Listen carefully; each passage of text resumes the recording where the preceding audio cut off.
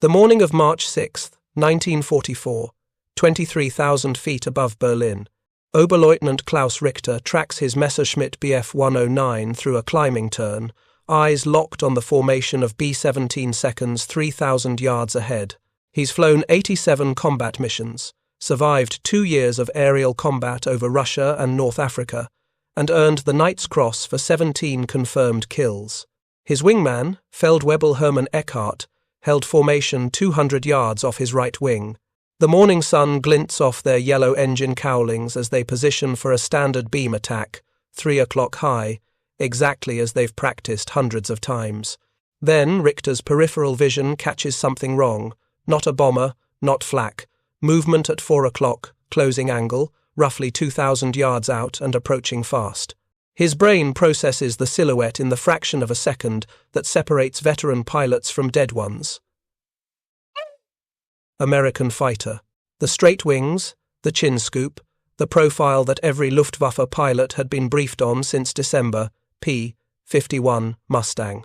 Richter's hand moves to the throttle, pushing it forward to emergency war power. The Daimler-Benz engine screams as fuel injection kicks in. He banks hard left, abandoning the attack run, calling out the warning to Eckhart over the radio. His altimeter shows 22,800 feet as he pushes the stick forward, trading altitude for speed.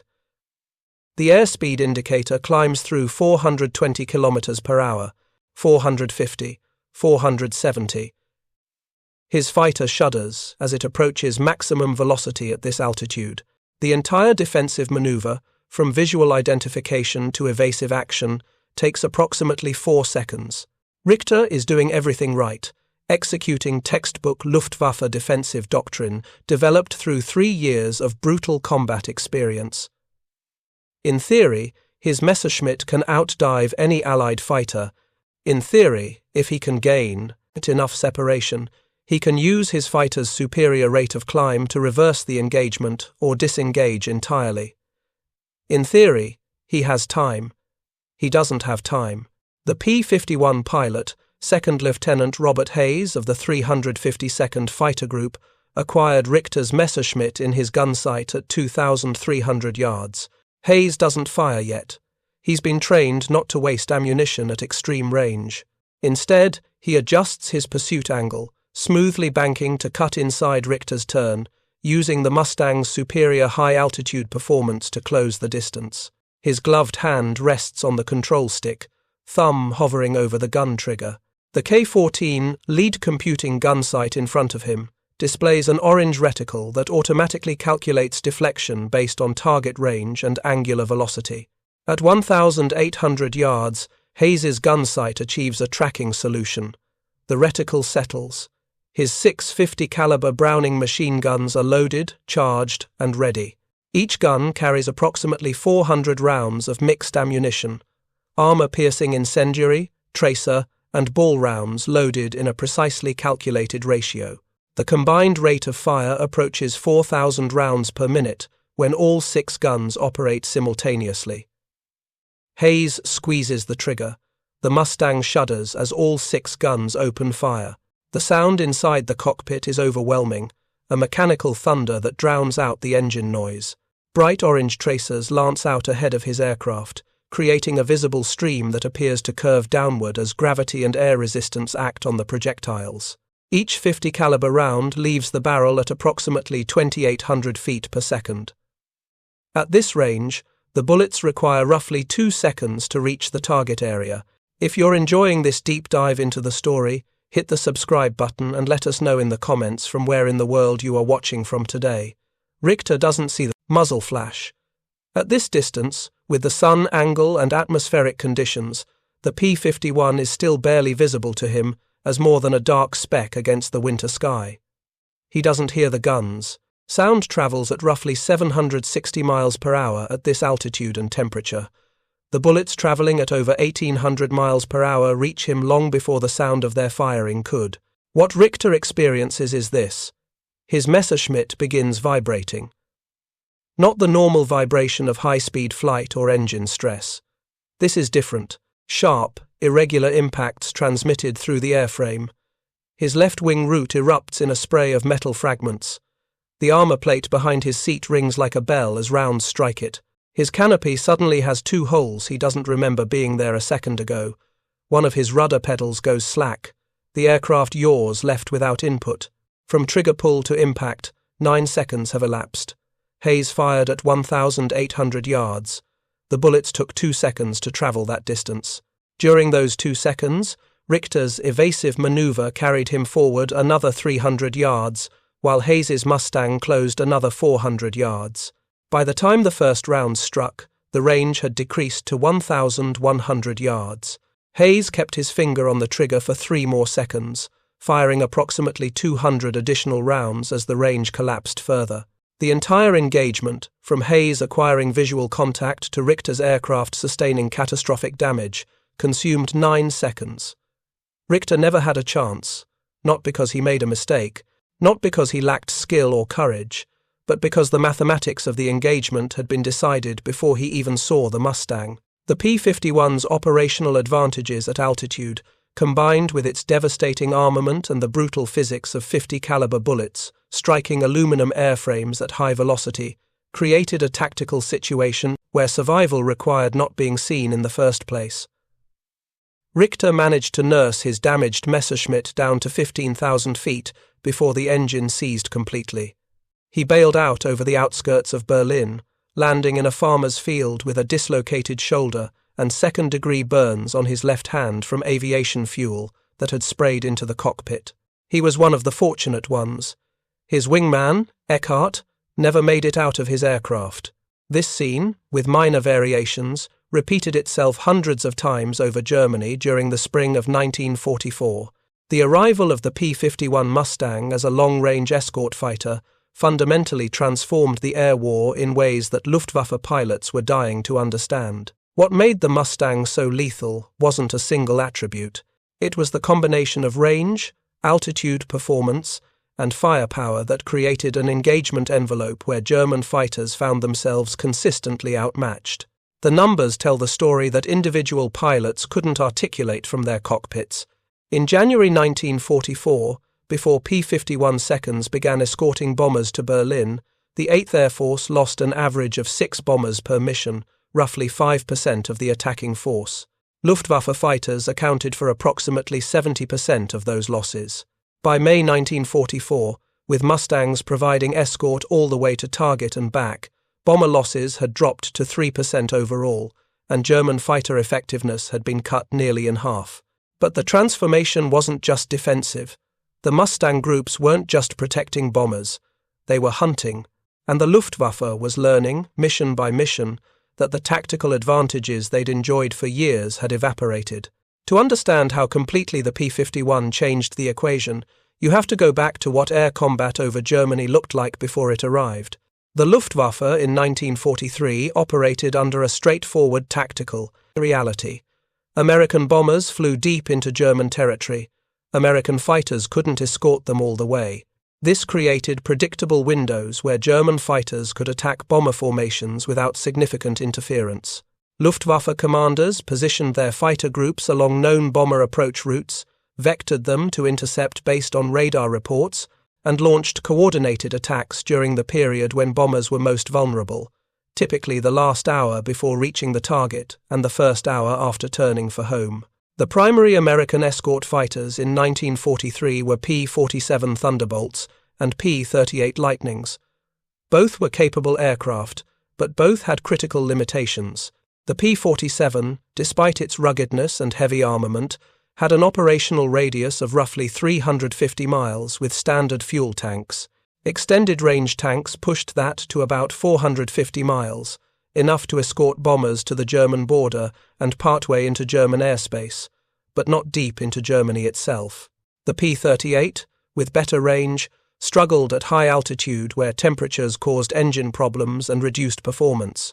This meant bomber formations heading to targets like Berlin, Brunswick, or Schweinfurt spent the most dangerous portions of their missions without fighter escort. Luftwaffe pilots knew this. They'd learned to time their attacks for maximum effect, hitting bomber formations after the escorts had turned back and before they picked up coverage on the return leg. Then, In December 1943, the 354th Fighter Group arrived in England equipped with P-51B Mustangs.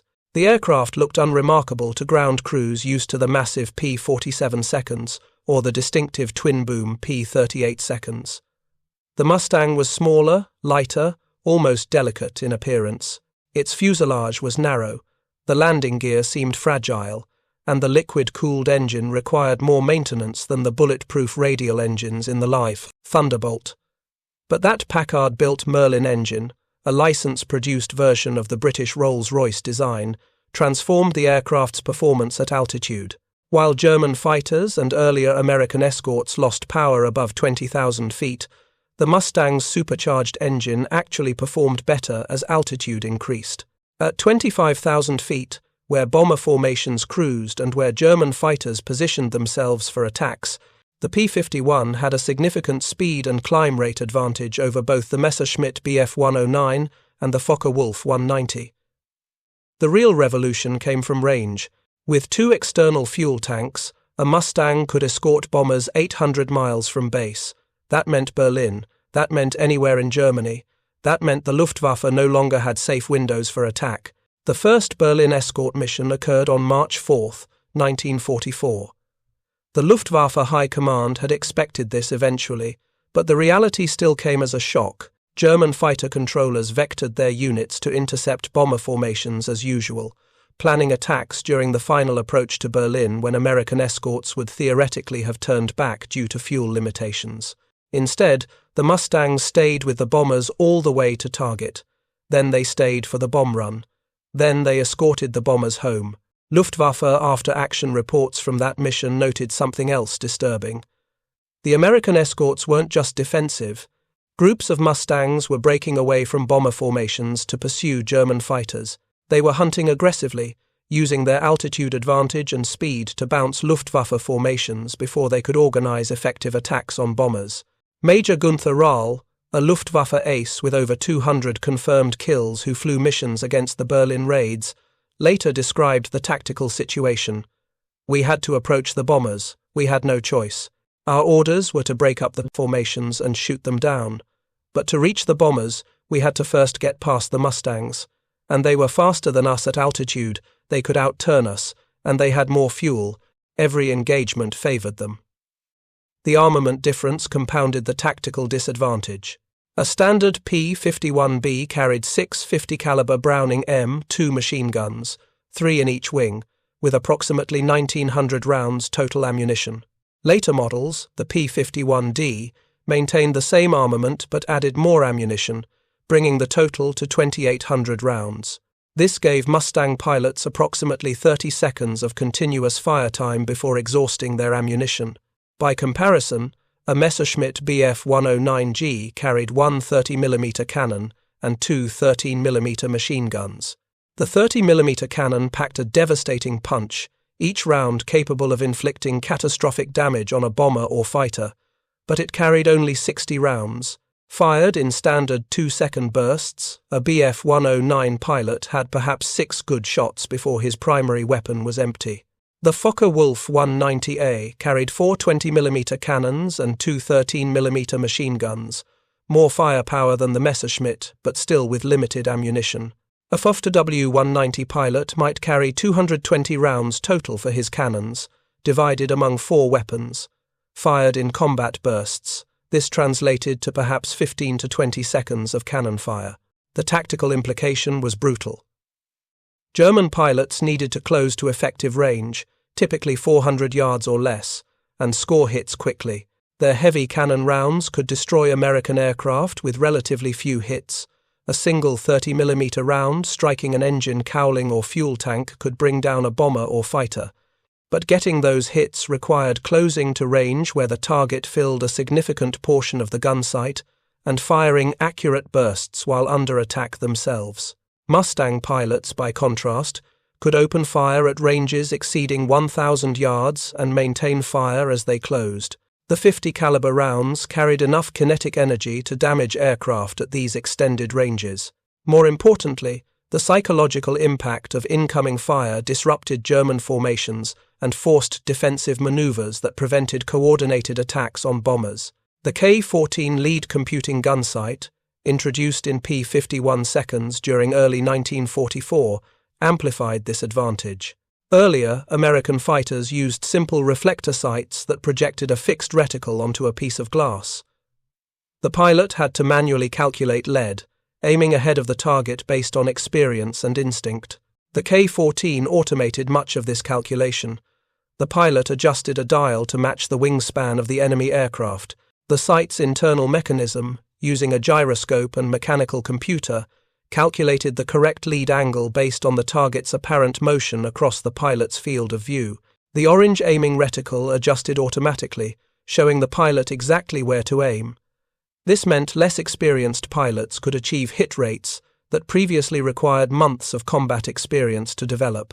Lieutenant James Howard of the 354th Fighter Group, who received the Medal of Honor for single-handedly defending a bomber formation against multiple German fighters in January 1944, later credited the K-14 sight with saving his life multiple times. I could focus on flying the aircraft and positioning for shots. The sight told me where to aim. In a high-speed engagement where you have maybe 2 seconds to fire before the geometry changes, that automation matters. The lethality of 650 caliber machine guns firing simultaneously exceeded what most people, including many Allied pilots, initially appreciated. Each 50 caliber round weighed approximately 1.6 ounces and carried tremendous kinetic energy. At typical combat ranges of 400 to 800 yards, these rounds retained enough velocity to penetrate aluminum airframe structures, damage engines, sever control cables, and ignite fuel tanks. The ammunition mix used by P-51 pilots typically consisted of armor-piercing incendiary, tracer, and ball rounds in various ratios. Armor-piercing incendiary rounds combined a hardened penetrator with an incendiary charge that ignited on impact. These rounds could punch through the armor plate, protecting German pilots and engines, then start fires inside the aircraft. Tracer rounds, loaded approximately every 5th round, allowed pilots to observe their bullet trajectory and adjust aim. Ball rounds provided additional kinetic impact. When all 6 guns fired together, they created what veterans described as a cone of fire. The guns were positioned along the wing, angled slightly inward so their bullet streams converged at a predetermined range, typically 400 yards. At that convergence point, all 6 streams of fire intersected in a space roughly 3 feet in diameter. Any aircraft caught in that convergence zone experienced devastating damage as dozens of rounds struck simultaneously. Technical Sergeant Walter Schmidt, a Luftwaffe armourer who serviced Messerschmitts returning from combat with American fighters, noted the distinctive damage pattern in a post-war interview. When our fighters came back from missions against the Americans, if they'd been hit by 50 caliber fire, you could see it immediately. The holes were everywhere, wing surfaces riddled. Fuselage panels looked like someone had attacked them with a hammer. The English 20mm cannons made big holes, but usually just a few. The American 50 calibers made many smaller holes, but the cumulative damage was often worse. Control surfaces destroyed, hydraulic lines cut, fuel tanks punctured in multiple places. The physiological and psychological impact on German pilots facing this firepower manifested in after-action reports and personal accounts.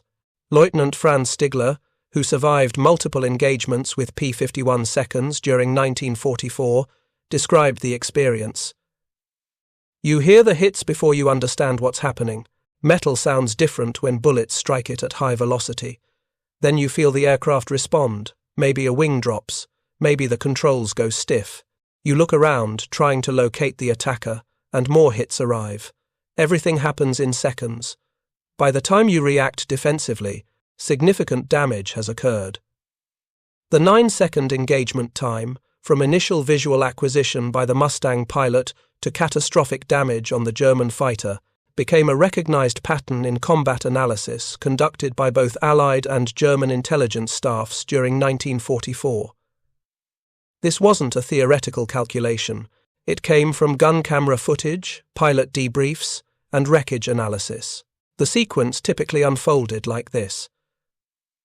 The P-51 pilot spotted a German fighter at ranges between 2,000 and 3,000 yards. At these distances, the Luftwaffe pilot often hadn't seen the Mustang yet, either because he was focused on the bomber formation ahead or because the Mustang approached from an angle where the German pilot's visibility was limited. The P-51 pilot then maneuvered to achieve an advantageous position, typically above and behind the German fighter, using the Mustang's superior speed and climb rate at altitude. Once positioned, usually at ranges between 1,500 and 2,000 yards, the Mustang pilot began his attack run. He adjusted his K-14 sight, centered the target in his reticle, and waited for the computing sight to achieve a tracking solution. This might take 2 to 3 seconds. Then he opened fire. The bullets required approximately 2 seconds to reach the target at typical engagement ranges. During those 2 seconds, both aircraft continued moving. The Mustang closed distance, often by several hundred yards, as the pilot maintained his attack. The German fighter, if the pilot had spotted the threat, attempted evasive maneuvers, usually a hard brake turn or a dive. But here's where mathematics became unforgiving. A Messerschmitt Bf 109 at 23,000 feet, even with its engine at emergency power, needed approximately 4 seconds to accelerate from cruising speed to maximum velocity. During those 4 seconds, the aircraft traveled roughly 800 feet, while the P-51's bullets, already in flight, converged on its position. By the time the German pilot felt his aircraft respond to his control inputs, the first rounds were hitting. The typical P-51 attack burst lasted 3 to 5 seconds, at a combined rate of fire approaching 4,000 rounds per minute from 6 guns. This meant between 200 and 350 rounds fired per engagement. With the guns converging at 400 yards and the Mustang closing throughout the attack, a significant percentage of those rounds struck the target if the pilot's initial aim was accurate. Catastrophic damage, defined as damage rendering the aircraft unflyable or forcing the pilot to bail out, occurred in most engagements where the Mustang achieved a solid deflection shot, where the target crossed through the attacker's line of fire. The .50 caliber rounds struck wing spars, severed control cables, penetrated fuel tanks, damaged engines, and wounded or killed pilots despite armor protection. From the German pilot's perspective, the engagement compressed into a moment of recognition followed immediately by impact and damage. They called it being bounced, using the same term British and American pilots used. But by mid-1944, Luftwaffe pilots were describing something more specific. They had a phrase, "Wenn die Mustang schießt, bist du schon tot." When the Mustang fires, you're already dead. The statement wasn't literally accurate. Many German pilots survived engagements with P-51 seconds, but it captured the psychological reality of facing an opponent who could strike from beyond your effective response range with overwhelming firepower. The kill-to-loss ratio told the story in numbers that couldn't be argued with. During March 1944, P-51 units reported 214 confirmed aerial victories against 42 Mustangs lost to all causes, including mechanical failure and ground fire. That represented better than a 5-to-1 exchange ratio. By May, as more Mustang groups became operational and pilots gained experience, that ratio improved to nearly 8-to-1. Individual aces achieved even more lopsided numbers. Major George Preddy of the 352nd Fighter Group scored 26.83 confirmed kills, most of them while flying P-51 seconds, before being killed by friendly fire during the Battle of the Bulge. Captain Don Gentile, another 352nd Fighter Group pilot, scored over 20 kills in his Mustang. These men weren't superhuman. They were well-trained pilots, flying an aircraft that gave them significant tactical advantages in the specific combat environment over Germany in 1944. The Luftwaffe attempted various tactical responses. Fighter controllers tried to vector German fighters to intercept bombers before Mustang escorts arrived, but the P-51's range made this increasingly difficult. Luftwaffe units experimented with higher altitude attacks, approaching bomber formations from above 30,000 feet, but Mustangs performed well at these altitudes and could climb to intercept. German pilots were instructed to avoid engagement with American escorts when possible, focusing exclusively on bombers, but the Mustang's aggressive pursuit tactics made disengagement difficult. Some Luftwaffe units tried using superior numbers to overwhelm Mustang escorts. This occasionally worked, particularly when German formations significantly outnumbered American fighters. But the numerical advantage required for success was substantial, often 3 or 4 to 1, and even then, German losses were heavy. The standard Luftwaffe fighter, the Bf-109G, simply couldn't match the P-51's performance at the altitudes where combat occurred. The Focke-Wulf Ta-152, introduced in small numbers during late 1944, offered better high-altitude performance than earlier German fighters, but it arrived too late and in too few numbers to affect the strategic situation. By the time Ta-152s reached operational units, Allied air superiority was absolute, and fuel shortages severely limited Luftwaffe operations. German pilot training deteriorated as the war progressed, exacerbating the technological disadvantage. By mid-1944, Luftwaffe pilots were entering combat with far fewer flying hours than their American opponents. A typical American fighter pilot arriving in England had logged approximately 400 hours of flight time, including extensive gunnery practice and tactical training.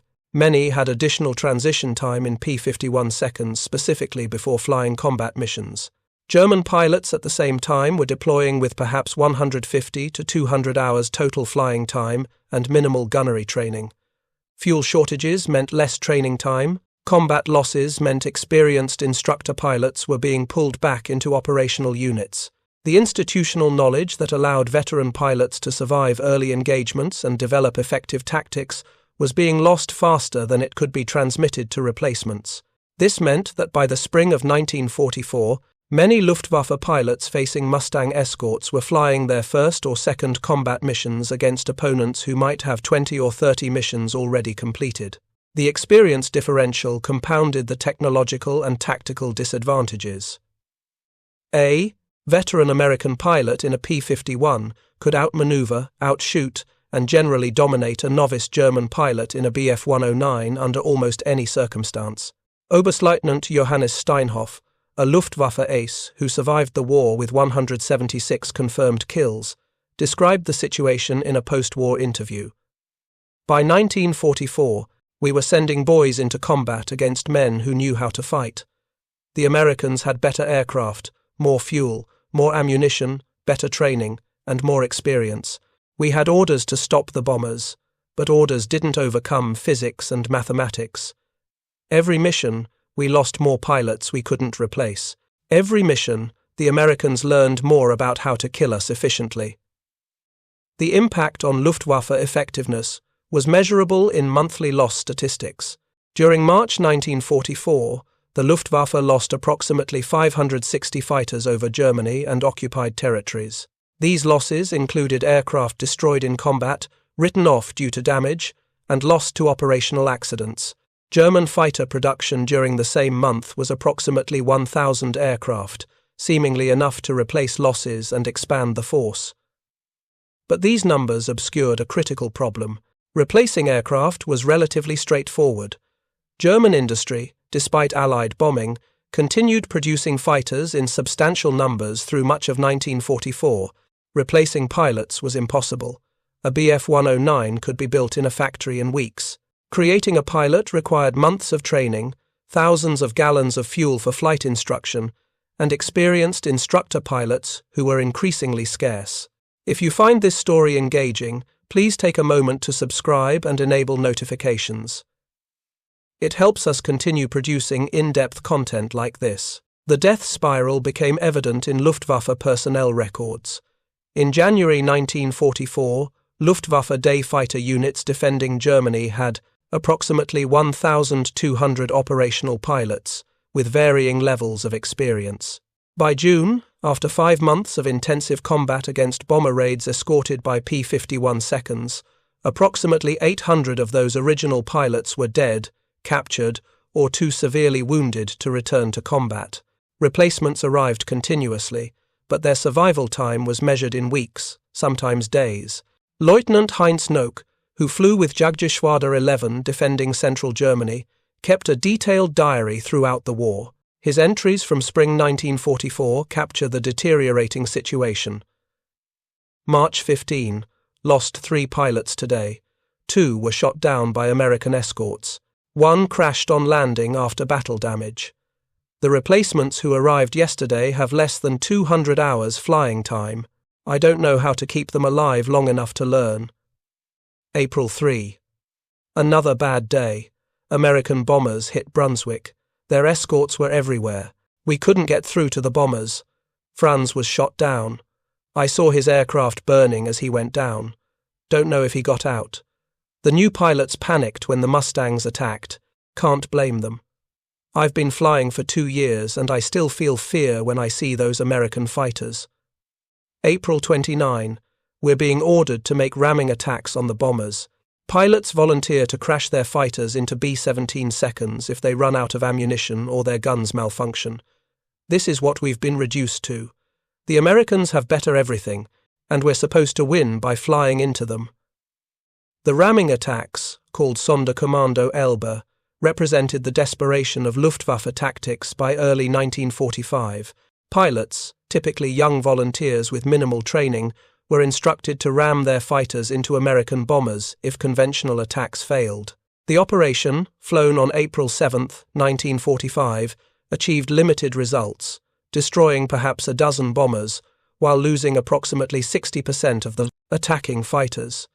P-51 escorts shot down many of the ramming aircraft before they could reach the bomber formations.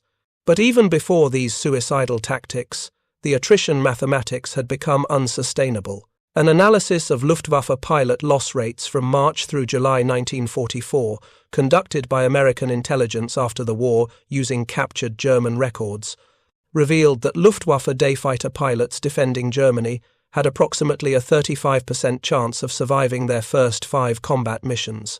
Those who survived the initial period had better odds, but even experienced pilots faced approximately a 10% loss rate per mission. Compare this to American fighter pilots flying P-51 seconds during the same period. Their loss rate was approximately 2% per mission overall, with first mission losses only slightly higher. An American pilot had better than a 90% chance of surviving a combat tour of 30 missions. Many American pilots flew 50, 70, even 100 missions and survived. The P-51 Mustang didn't win the war by itself. Strategic bombing, while devastating to German infrastructure, didn't break German war production or civilian morale as quickly as pre-war theorists had predicted.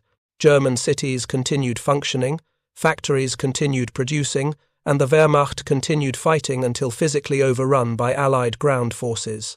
The contribution of long-range fighter escorts was more specific and more decisive. By destroying the Luftwaffe as an effective fighting force, P-51 seconds and other American escorts removed Germany's ability to contest Allied air superiority. With air superiority secure, Allied bombers could strike targets with increasing accuracy and decreasing losses. Allied ground attack aircraft could support armies advancing through France and Germany. Allied transport aircraft could supply advancing troops without significant interference. The Luftwaffe's defeat in the air cleared the way for everything else that followed.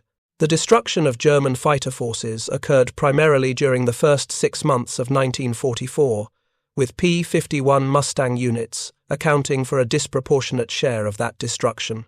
General Adolf Galland, commander of Luftwaffe fighter forces during this period, reflected after the war.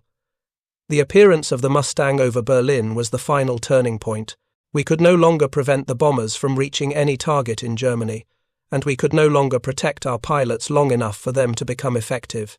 The Americans had found the formula: excellent aircraft, well-trained pilots, and overwhelming numbers. We had no answer. The 9 seconds between a P-51's guns firing and a German fighter sustaining catastrophic damage became emblematic of the air war's transformation. Tactical advantages that had favored the Luftwaffe in the early war years, fighting over friendly territory with shorter-ranged opponents, had evaporated. Technology, training, and numbers aligned in favor of the Americans, and individual German pilots, regardless of their skill or courage, found themselves in an environment where survival became increasingly improbable. Klaus Richter, the Oberleutnant whose engagement opened this story, survived the war. He never flew combat again after his bailout on March 6, 1944. His injuries required 3 months' recovery, during which the Luftwaffe's situation deteriorated further. When he was declared fit for duty in June, his unit, Jagdgeschwader 3, had been withdrawn from the defence of Germany and reassigned to airfield defence against Soviet forces approaching from the east. He flew perhaps a dozen more missions before the war ended. In a 1978 interview with a German aviation historian, Richter was asked what he remembered most clearly from his combat experiences. His answer was immediate. The Mustangs, specifically, how quickly everything happened when they attacked. You would see one, far away, and you'd think you had time. Then suddenly you're being hit and you don't understand how they closed the distance so fast. I lost track of how many friends died that way. Experienced pilots, men with 20, 30 kills, gone in seconds because they misjudged their time or didn't see the Mustang soon enough. The interviewer asked if Richter felt the outcome was inevitable, given the American advantages in equipment and resources. Richter's response captured something essential about the German experience in the air war's final year. Inevitable? I don't know. When you're in the cockpit, you don't think about inevitability. You think about survival. You follow your training, you trust your aircraft, and you hope. But yes, looking back, we were fighting a war we'd already lost. The Mustangs proved that. When one aircraft, flown by pilots with more training, better support, and unlimited fuel, can consistently defeat your best pilots in your best fighters, the mathematics become clear. We just didn't want to accept what the mathematics were telling us. The tactical reality facing Luftwaffe pilots by summer 1944 had evolved beyond simple aircraft versus aircraft comparisons. The P-51 Mustang operated within a comprehensive system that magnified its effectiveness far beyond what raw performance specifications suggested. Understanding why German fighters had approximately 9 seconds to survive once a Mustang achieved firing position requires examining not just the aircraft, but the entire operational framework supporting American fighter operations over Germany. Start with intelligence and situational awareness. By March 1944, Allied intelligence had achieved near-complete understanding of Luftwaffe defensive procedures. Ultra-intercepts, the decryption of German radio communications, provided Allied commanders with advance warning of German fighter dispositions. Ground-based radar stations in England tracked bomber formations and could estimate when German fighters were scrambling to intercept. American fighter pilots received continuous radio updates about enemy positions, allowing them to position themselves advantageously before visual contact occurred. Conversely, German fighter controllers operated with increasingly degraded situational awareness. Allied bombing had damaged radar installations. Allied fighters specifically targeted German radar sites and communications facilities. Radio discipline among American formations limited what German listening posts could intercept. By mid-1944, Luftwaffe controllers were often vectoring their fighters toward bomber formations without accurate information about escort strength or position. This information asymmetry meant American pilots frequently achieved surprise. They knew approximately where German fighters would be and could position themselves accordingly. German pilots, lacking comparable intelligence, often encountered American escorts unexpectedly, discovering P-51 seconds above and behind them only when tracers began hitting their aircraft. The operational tempo compounded German difficulties. During March 1944, the 8th Air Force flew major raids nearly every day, weather permitted. Some days saw multiple raids targeting different regions of Germany simultaneously. This sustained operational pace stretched Luftwaffe resources to breaking point. Fighter units scrambled multiple times daily. Pilots flew 2, sometimes 3 missions in a single day. Aircraft maintenance became increasingly rushed as ground crews struggled to keep fighters operational. Fuel and ammunition supplies, already strained by Allied bombing of transportation networks, had to be carefully rationed. American units, by contrast, operated from established bases in England with extensive support infrastructure. Ground crews had time to perform thorough maintenance. Fuel and ammunition were abundant. Pilots could rest between missions. If an aircraft required major repairs, replacement aircraft were available. The operational sustainability differential meant American fighter groups maintained higher readiness rates and could sustain high-tempo operations indefinitely. Consider the logistics of ammunition alone. A P-51 carried approximately 1,900 rounds for its 6 machine guns. After expending that ammunition during a mission, the aircraft returned to base where armourers reloaded all 6 guns, typically within 2 hours. The ammunition came from supply depots in England that received continuous shipments from the United States. A Mustang group could fly daily missions and never face ammunition shortages. German fighters faced different constraints. Ammunition production, while substantial, had to be distributed among multiple fronts. The Eastern Front consumed vast quantities of all munitions types. Home defense fighters competed for allocations with ground attack units supporting Wehrmacht operations. Transportation difficulties meant ammunition often sat in depots or rail yards rather than reaching airfields when needed. Luftwaffe units, by spring 1944, routinely flew missions with reduced ammunition loads because full loads weren't available. The same pattern applied to fuel. Aviation gasoline production in Germany peaked during 1944 despite Allied bombing, but distribution became increasingly chaotic. Allied attacks on transportation infrastructure meant fuel couldn't reliably reach frontline units. Luftwaffe fighters sometimes sat grounded while bombers flew overhead, not because the aircraft were damaged, but because fuel wasn't available. Training for replacement pilots became minimal because fuel couldn't be spared for extended instruction flights. These systemic factors created a situation where individual engagements between P-51 seconds and German fighters occurred within a context heavily favoring the Americans. Before anyone fired a shot, the German pilot was likely flying his 5th or 6th mission of the week, possibly his 2nd of the day, in an aircraft that might have deferred maintenance items, with reduced ammunition load, after receiving rushed intelligence about bomber formations that was already outdated. The American pilot was likely well rested, flying a thoroughly maintained aircraft, with full ammunition, after receiving updated intelligence about enemy positions from ground controllers who had a comprehensive picture of the battle space. When these pilots met in combat, the engagement itself became almost anticlimactic. The American pilot had every advantage except perhaps individual skill, and even there, superior training and greater experience often closed the gap.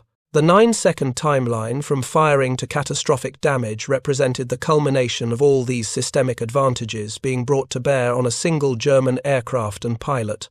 But the human element remained critical. Aircraft performance and systemic advantages mattered only if pilots could exploit them. The USAAF devoted substantial resources to ensuring its fighter pilots could maximize the P-51's capabilities. The training pipeline for American fighter pilots, developed during 1943 and refined throughout 1944, produced pilots with skill sets specifically tailored for the European Air War. Primary flight training lasted 9 weeks. Cadets learned basic aircraft control, navigation, and instrument flying. Those who graduated moved to basic flight training, another 9 weeks focusing on aerobatics, formation flying, and more advanced aircraft control. Advanced training, the final phase before specialization, lasted 10 weeks and introduced combat-type aircraft and basic tactical concepts. Fighter pilots then received specialized fighter training at one of several dedicated fighter schools. This phase, lasting 6 to 8 weeks, emphasized gunnery, air-to-air tactics, and fighter-specific aircraft handling. Students flew P-40 seconds, or P-47 seconds, practicing deflection shooting, air combat maneuvering, and tactical formations. They fired thousands of practice rounds at towed targets, developing the muscle memory and instinctive aim necessary for combat. After completing the fighter training pipeline, pilots received transition training in the specific aircraft they'd fly in combat.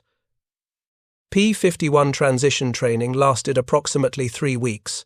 Pilots learned the Mustang's handling characteristics, its systems, and its tactical employment. They practiced aerial gunnery specific to the P-51's 6-gun armament. They flew practice missions simulating escort operations. The entire process, from enlistment to arrival at an operational unit in England, took approximately 1 year and represented roughly 400 hours of flying time.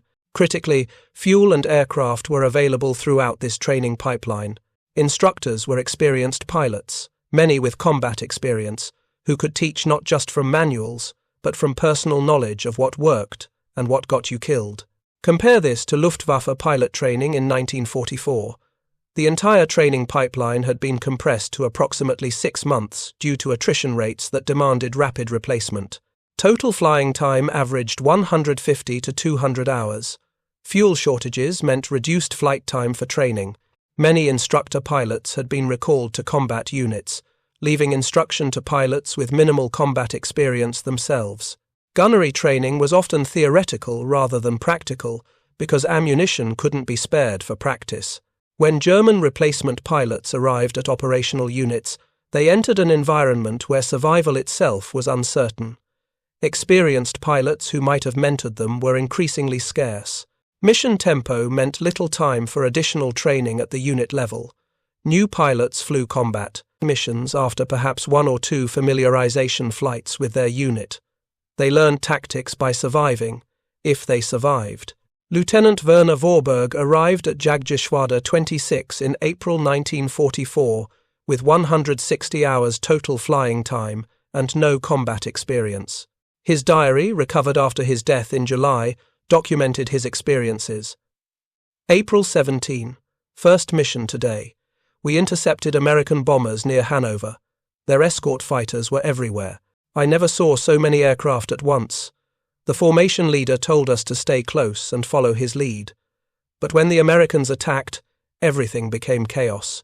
Aircraft diving, climbing, turning in all directions. I tried to follow my leader but lost sight of him immediately. Fired at one bomber but don't know if I hit it. Made it back to base. 3 of our pilots didn't return. April 22. 5th mission.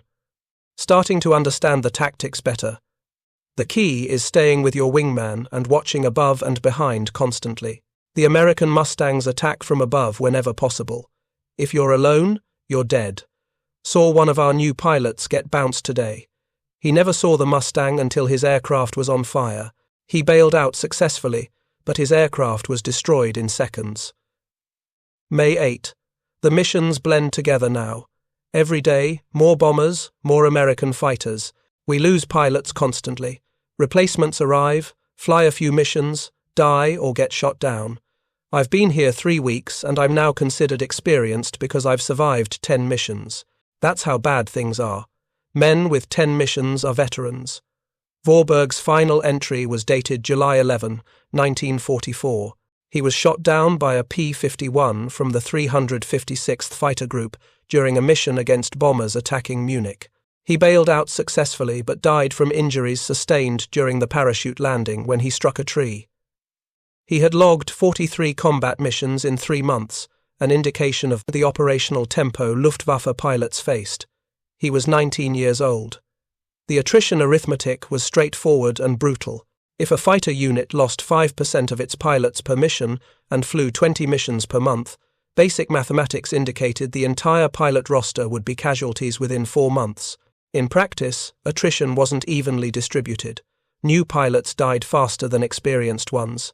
Some pilots survived dozens of missions, while others died on their first. But averaged across the force, the loss rates were unsustainable. Luftwaffe personnel records documented this reality. Jagdgeschwader 3, one of the primary units defending central Germany, began January 1944 with 42 pilots. During the following 6 months, the unit received 93 replacement pilots. By the end of June, the unit still had only 38 operational pilots. The mathematics told the story. Of the 135 pilots who served with the unit during those 6 months, 97 were casualties. Some died. Some were severely wounded. Some were captured after bailing out over Allied-controlled territory. Some suffered psychological breakdown and were removed from flight status. The casualty rate approached 72% over 6 months. American fighter units experienced far lower attrition. The 452nd Fighter Group, flying P-51's from England, lost 29 pilots killed or missing during the entire period from March through August 1944, while flying nearly 2,500 combat sorties. This represented approximately a 1% loss rate per mission. Individual pilots in the 452nd flew 30, 40, 50 missions and survived to complete their tours and return home. The survival differential created a self-reinforcing cycle. American pilots accumulated combat experience, becoming more effective with each mission. German pilots died before accumulating significant experience, meaning the average skill level of Luftwaffe units steadily declined. By summer 1944, the typical American P-51 pilot engaging German fighters had more combat experience than his opponent, flew a superior aircraft, operated with better intelligence, and benefited from comprehensive logistical support. This wasn't a fair fight. It wasn't supposed to be. The objective wasn't sporting competition. The objective was destroying Germany's ability to defend its airspace, and the P-51 Mustang, employed within this comprehensive operational system, achieved that objective with ruthless efficiency. The psychological impact on Luftwaffe pilots manifested in numerous ways. Post-war interviews and contemporary documents revealed that many German pilots, by mid-1944, flew missions with the expectation of being shot down. This wasn't defeatism in the conventional sense. These men continued flying because duty, honor, and military discipline demanded it. But they had few illusions about their chances. Oberfeldwebel Joseph Wurmheller, who survived the war with 102 confirmed kills, most achieved before 1944, described the mental shift. In 1942 and early 43, we flew missions believing we would win. We had better aircraft, better training, and we were defending our homeland. Mathematics favored us. By 1944, the mathematics had reversed. We still flew because it was our duty. But privately, among ourselves, we knew we were prolonging the inevitable, not preventing it. Some Luftwaffe pilots requested transfer to other roles. Night fighter units, while dangerous, offered better survival odds than day fighter operations against American bombers and escorts. Ground attack units on the Eastern Front faced Soviet air defenses, but not the systematic destruction occurring over Germany. A transfer request from a day fighter pilot carried no stigma by late 1944. Everyone understood the situation. Other pilots became fatalistic. They flew their missions, followed orders, and accepted whatever outcome resulted. Major Walter Nowotny, one of the Luftwaffe's most successful aces with 258 confirmed kills, mostly achieved on the Eastern Front, and was transferred to fighter operations over Germany in autumn 1944. He was shot down and killed by P-51's on November 8 during his third mission defending against American bombers. Nowotny had survived hundreds of missions against Soviet forces. He lasted 3 missions against the operational environment over Germany. The Luftwaffe attempted technological solutions. The Messerschmitt Me-262, the world's first operational jet fighter, entered limited service in July 1944. The aircraft was revolutionary, capable of speeds approaching 540 miles per hour, far faster than any Allied fighter. But it suffered from numerous problems. The engines were unreliable, requiring replacement every 10 to 12 hours of flight time. Fuel consumption was enormous. Pilot training required months to transition from conventional aircraft. Most critically, the Me-262 was vulnerable during takeoff and landing, precisely when American fighters learned to attack them. Allied pilots developed specific tactics for engaging jets. P-51 units stationed fighters near known jet bases, attacking Me-262s as they took off or landed when their speed advantage was negated. The jets achieved some successes against bomber formations, but their impact on the overall air war was minimal. Too few were produced, pilot training was inadequate, and fuel shortages limited operations. The Me-262 represented Germany's technological capability, but couldn't overcome the systemic disadvantages facing the Luftwaffe by late 1944. The human cost, on both sides but disproportionately German, mounted throughout 1944. Luftwaffe day fighter units lost approximately 3,500 pilots, killed, captured, or severely wounded between January and August. American fighter units lost approximately 900 pilots during the same period. Both numbers were catastrophic in human terms. Every statistic represented a life ended or permanently altered, but the strategic impact fell entirely on Germany.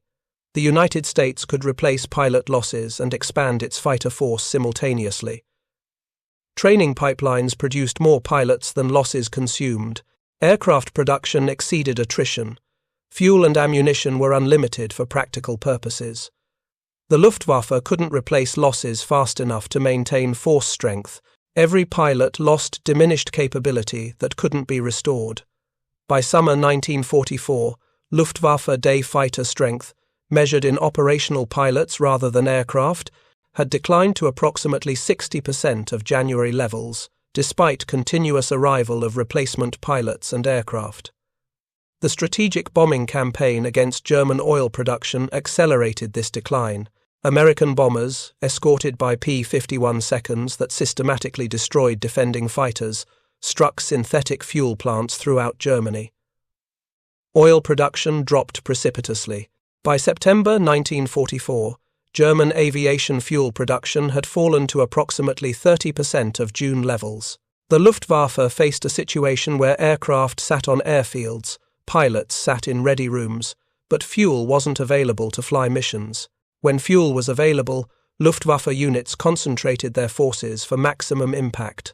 Instead of distributing fighters to intercept every raid, German controllers held fighters back, waiting for major raids against critical targets, then committing everything available. This occasionally resulted in air battles involving hundreds of aircraft on both sides. But even these maximum efforts rarely achieved decisive results. The Americans had more fighters, better pilots, superior aircraft, and could absorb losses that would cripple German units. The mission to Berlin on March 6, 1944, the day Klaus Richter was shot down, illustrated the strategic situation.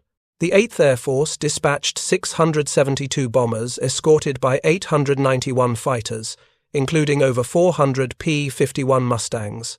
The Luftwaffe scrambled approximately 400 fighters to intercept. In the resulting air battle, American bombers lost 69 aircraft, primarily to flak and fighters. American fighter escorts lost 11 aircraft.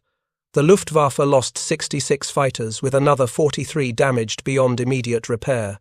American bombers hit their targets, destroying substantial portions of Berlin's industrial infrastructure. From the German perspective, the mission was a tactical success. They'd shot down 69 bombers, roughly 10% of the attacking force. But strategically, the exchange was unsustainable. Germany lost more fighters defending Berlin than the Americans lost bombers attacking it. And the Americans could afford their losses while Germany couldn't. Major General Frederick Anderson, Deputy Commander of Operations for the 8th Air Force, analyzed these exchange ratios in a report filed in April 1944. Current loss rates favor Allied forces by substantial margins. For every American aircraft lost, German forces lose approximately 1.5 aircraft. More significantly, for every American pilot lost, German forces lose approximately 2 pilots.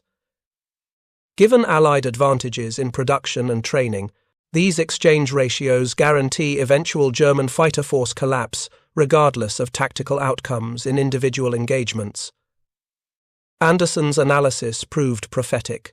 By June 1944, during the period surrounding D-Day, Luftwaffe day fighter effectiveness had declined to the point where Allied bombers and fighters operated over Germany with minimal losses. The invasion of Normandy proceeded with virtually no German air interference because the Luftwaffe had been bled to near irrelevance over Germany during the preceding 6 months. The P-51 Mustang's contribution to this outcome was disproportionate. Analysis of aerial victory credits from March through June 1944 showed P-51 units accounted for approximately 60% of all German aircraft destroyed by American fighters, despite representing roughly 45% of American fighter strength.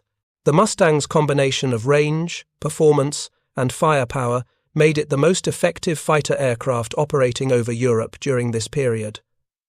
Individual pilots and units achieved remarkable records. The 357th Fighter Group, the Yoxford Boys, destroyed 609 enemy aircraft during the war, the highest total for any American fighter group. The 456th Fighter Group destroyed over 1,000 German aircraft when ground victories were included. Major George Preddy finished the war as the top American ace in the European theatre, with 26.83 confirmed victories, all but a few achieved in P-51 seconds. But the statistical leaders, while impressive, represented only the visible tip of a much larger phenomenon. Thousands of American pilots flew P-51 seconds over Germany during 1944. Most never became aces, never achieved fame, and returned home after completing their tours without distinction beyond survival.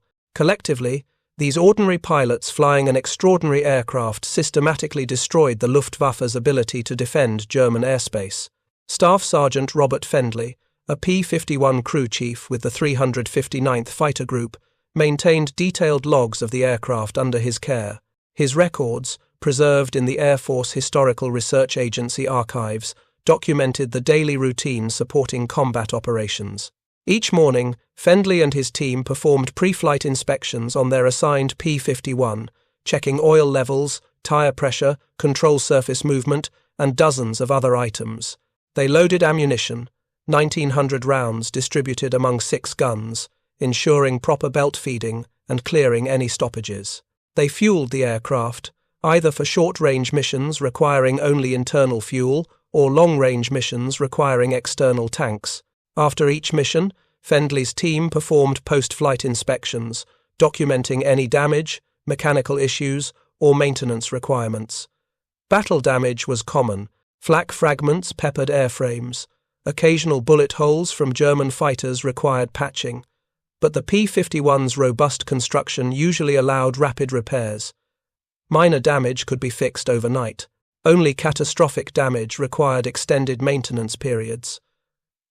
Fendley's logs showed his aircraft flew 237 combat missions between February and November 1944.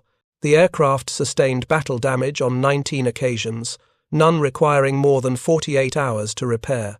The pilot who regularly flew Fendley's aircraft, Captain James Brooks, survived his full tour of 30 missions and returned to the United States. The aircraft survived the war and was scrapped in 1946.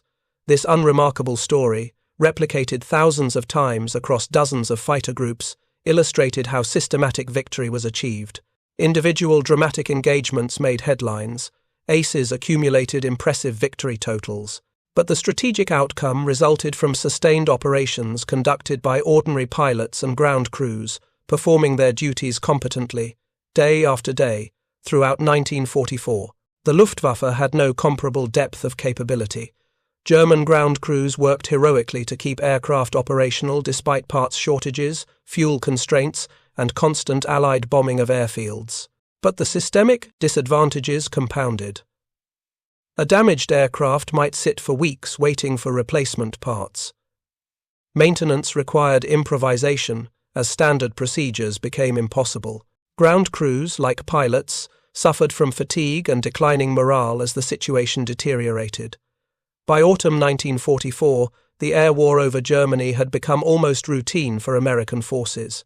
Bomber raids continued targeting remaining industrial capacity. P-51 escorts flew their missions, engaged German fighters when encountered, and returned to base with minimal drama.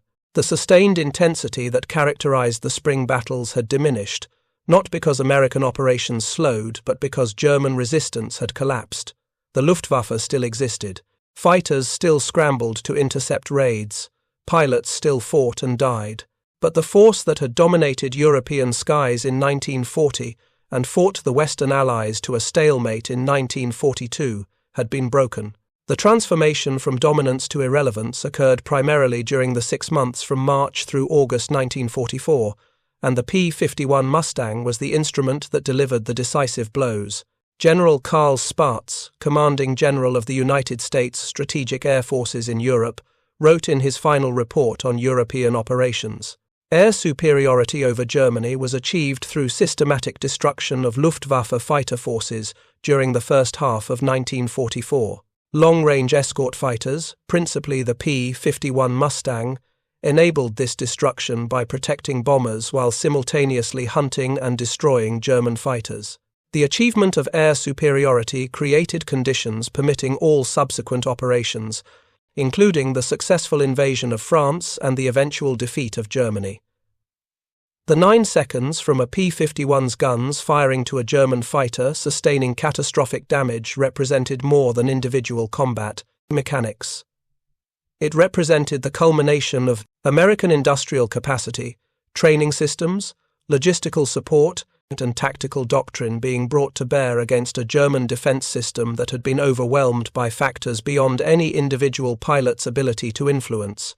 The German pilots who died in those 9-second engagements weren't defeated by superior courage or skill. They were defeated by a comprehensive system that made their individual excellence irrelevant. Klaus Richter's experience, being shot down before fully understanding he was under attack, became the defining narrative for Luftwaffe pilots during 1944. The speed at which engagements occurred, the difficulty of spotting attacking P-51 seconds before they opened fire, and the devastating firepower of 6 50-caliber machine guns created conditions where German pilots routinely died without effectively defending themselves. This wasn't combat in the traditional sense of two warriors testing skill against each other. This was systematic elimination of an opponent who had already lost before the fighting began. Thank you for watching. For more detailed historical breakdowns, check out the other videos on your screen now, and don't forget to subscribe.